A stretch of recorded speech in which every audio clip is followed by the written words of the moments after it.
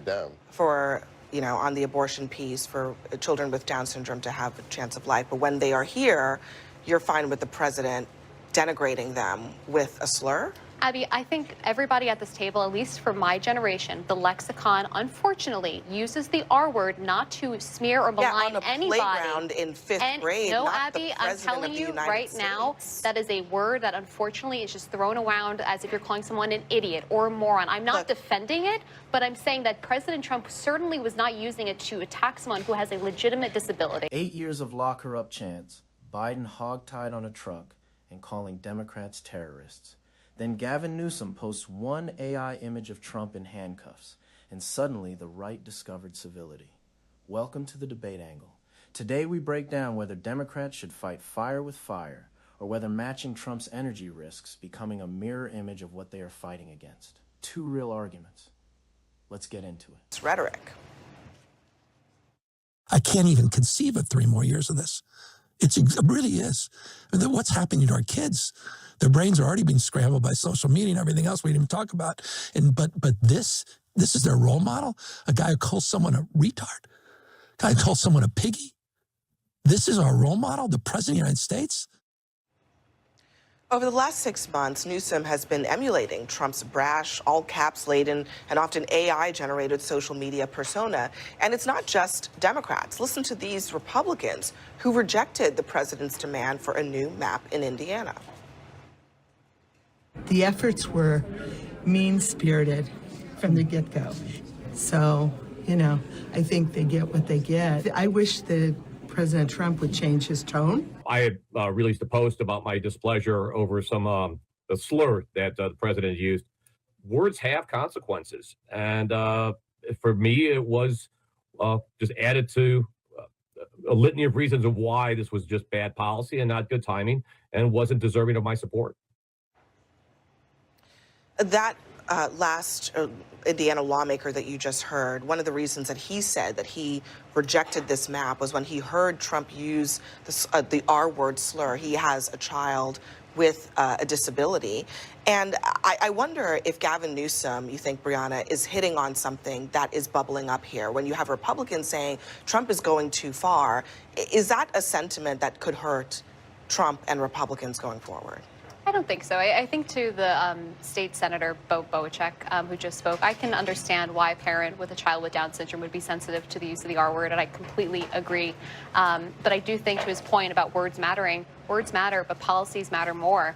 And if he cares about the dignity of people and children with Down syndrome, that he should want to make sure Republicans have a good, fair fighting chance in Congress, because it's parties like Congressman Moskowitz's party who votes against legislation that would ban abortion solely on the basis of Down syndrome. And so if you want to focus on the dignity of those with Down syndrome, words may hurt, but policies will hurt more. So I think he should have voted with the Republicans to redistrict. Not having insurance is also going to hurt. So you're fine. You're fine. Yeah, you your party think it's should have important for voted it down. For on the abortion piece, for children with Down syndrome to have a chance of life. But when they are here, you're fine with the president denigrating them with a slur? Abby, I think everybody at this table, at least for my generation, the lexicon, unfortunately, uses the R word not to smear or malign anybody. Playground in fifth grade, no, not Abby, the I'm president telling of the you United right States. now, that is a word that unfortunately is just thrown around as if you're calling someone an idiot or a moron. I'm not defending it, but I'm saying that President Trump certainly was not using it to attack someone who has a legitimate disability. I think we all know that too. Calling Tim Walz the R word is not trying to say Tim Walz has Down syndrome. Well, look, Tim Walz also has a child with disabilities. Season, and we got used to Trump defying gravity.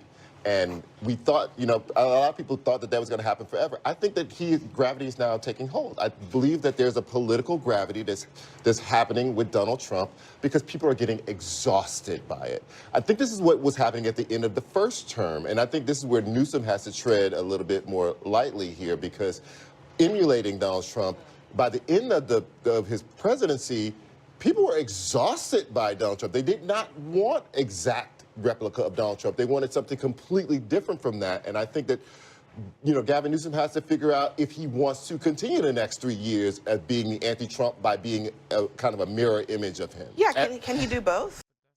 Has an interview with him basically saying he is the front runner for the Democratic Party.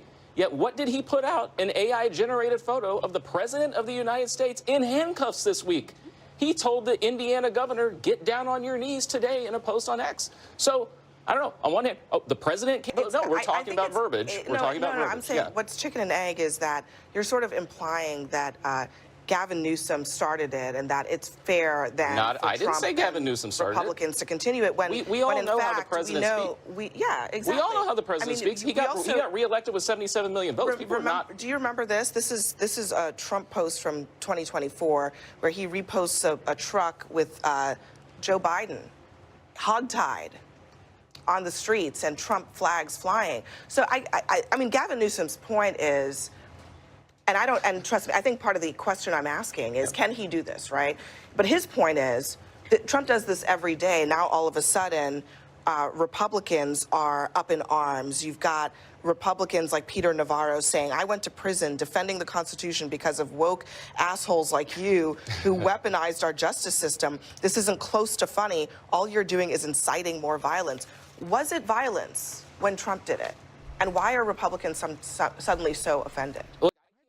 Republicans. And I'm not arguing with you. We know how Donald Trump speaks, and he's very blunt. That's one of the things that people of America like about him. And sometimes he uses words I don't always agree with. But I'm just saying, for the media and others to now prop up Gavin Newsom and say he's great when he's putting out AI-generated photos of our president in handcuffs on a sidewalk, well, then what's the difference? Offended by it. I'm saying, what's the difference? I'm saying, what's the difference? You guys want to slam the president constantly. Are you offended by someone saying that their political opponent should be put in jail? Okay, well, let's. It's not even about being offended. You should never just preemptively assume your opponent should be in jail like that. He has done his entire political career.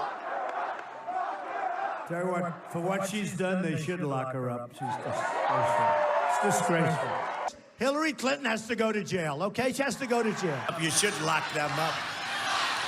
Lock up the Bidens. Lock up Hillary. All right, so tale as old as time. Lock her up. This was 2016. This was 4 years before Joe Biden. This was 4 years before the alleged lawfare. Lock her up. What are we talking about here? First of all, he said should. Did Donald Trump weaponize his Department of Justice to lock Hillary Clinton up? No, he didn't. But did Joe Biden lock up Peter Navarro, Steve Bannon, try Donald Trump? The reporting is, in his first term, he certainly tried. And he had a different government at the time, a different cabinet at the time, and it didn't work. Let's start with the hypocrisy, because it has to be named first. The conservative panelist expressed outrage over Newsom posting an AI image of Trump in handcuffs. This from the movement that spent years chanting "lock her up" at rallies, celebrated Trump reposting a video of Biden hogtied on a truck, and built campaign merchandise around imprisoning political opponents. The outrage is not principled. It is tactical. It only activates when the target changes. The R-word deflection was equally revealing. When Trump used a slur in reference to Tim Walz, whose own child has disabilities, the conservative panelist argued that words matter less than policies and that Trump was not attacking someone with a legitimate disability. That argument asks the audience to accept that the President of the United States can use a slur aimed at a political opponent with a disabled child, and the appropriate response is to pivot to abortion policy. The panel correctly identified what was happening. This is not a defense of language standards. It is a defense of one specific person, dressed in policy language to avoid admitting there is no line this administration can cross that its defenders will not explain away. Then came the real debate. Moskowitz made the case for escalation with the clarity of someone living inside the machine. The politics of escalation is not a theory. It is the documented reality of how the House operates. Remove one member from a committee, they remove two. Remove two, they remove four. Democrats who refused to play the game did not preserve their dignity. They lost the communications war while preserving it. Voters want fighters. Newsom is rising precisely because he looks like one. In a media environment that rewards aggression with attention, refusing to engage is not the high road. It is disappearing. Charles offered the counter-argument that deserves to be taken seriously. His warning was not about tone. It was about destination. Trading memes feels satisfying and generates energy. But people who describe what is happening as approaching fascism cannot build the coalition that moment requires by becoming a louder version of the thing they oppose. A mirror image of Donald Trump is not an alternative to Trump. It is a confirmation that the only question is which team's version of this you prefer. Both arguments are correct in different registers. Moskowitz is right that unilateral disarmament in a knife fight gets you stabbed. Charles is right that yelling back is not a governing vision. What the moment requires is the ability to fight and stand for something simultaneously, to punch back without becoming only a counterpunch. Fine, Trump did it for the last 8 years. I mean, listen, A for effort on that locker up thing. Okay, but here's what I would say, right? At the end of the day, the game has changed. And what Democrats have decided is we may not like the game. We may find it morally reprehensible. But what Gavin has decided is he's going to play the game, because if you don't play, you automatically lose. And so you can play the game while also saying, I don't like the game. Can you? Yeah, you're making my point. I Congressman. would say, Exactly what my point. I don't know if that's true. Well, I don't know Americans that, like, you know, we're going to just normalize this whole thing. It is and normalized. I'm going to go, you know, when they go low, I go lower. That's the thing that people are saying these days. That the actual representation of that is this.